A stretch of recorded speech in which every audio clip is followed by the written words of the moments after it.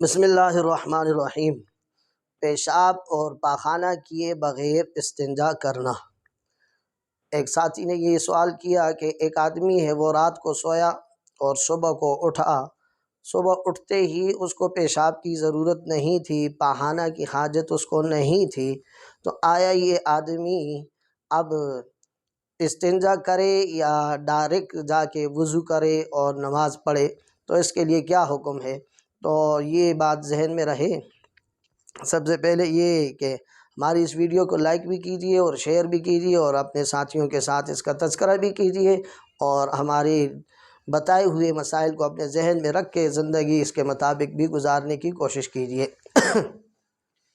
یہ بات ذہن میں رہے، ایک استنجا کرنا یہ اس آدمی کے لیے ضروری ہوتا ہے کہ جس نے پیشاب کیا ہو یا پاخانہ کیا ہو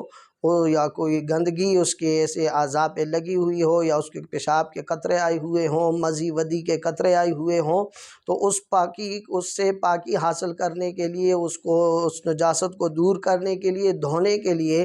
استنجے کی ضرورت پڑتی ہے۔ اگر ایک آدمی کو استنجے کی ضرورت نہیں ہے، اس کو پیشاب پاخانے کی ضرورت نہیں ہے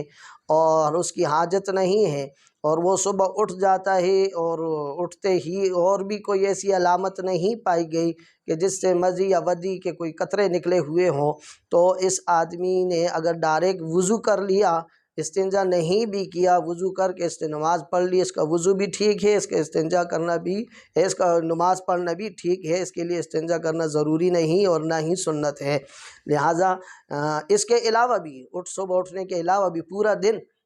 آپ دیکھتے ہیں مسجدوں میں رش لگی ہوتی ہے، بعض لوگ ساتھی کے ذہن میں یہ بات ہوتی ہے کہ یہ استنجا کہیں وضو کا حصہ ہے، حالانکہ یہ استنجا وضو کا حصہ نہیں ہے، ہرگز نہیں ہے۔ وضو الگ وہ اپنی کچھ اشیاء، کچھ ارکان، کچھ افعال کا نام ہے، اور استنجا الگ ایک چیز ہے۔ یہ اس وقت ضروری ہوتا ہے کہ جب انسان کوئی پیشاب پاخانہ کرتا ہے، چاہے کوئی بھی وقت ہو، اس نے کر لیا، اپنے آپ کو پانی سے دھو لیا، اس کا استنجا ہو گیا۔ اب جس وقت بھی یہ مسجد میں آ گیا یا وضو کی اس کو ضرورت پڑ گئی، دوبارہ استنجا کرنے کی ضرورت نہیں، ڈائریکٹ وضو کرے اور یہ نماز پڑھے۔ اللہ تعالیٰ توفیق عمل نصیب فرمائے۔